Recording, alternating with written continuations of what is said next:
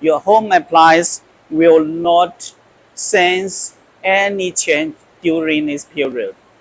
Okay, so this is the switch from the grid to inverter. That means the grid down, the inverter start up instantly, and this time instant is 9.8 milliseconds. We do reverse. We want the inverter switch from the solar back to the grid. So we test how long that takes to shut down the inverter and switch to the grid. This is the instant.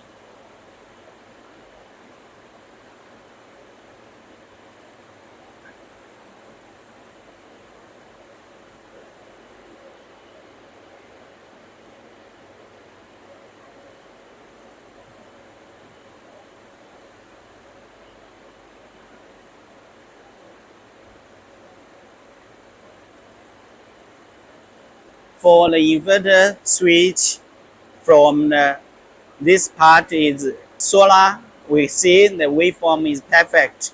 And this part is from the grid. The waveform have some distortion. We can see it switch from the solar to the grid instantly, no any gap.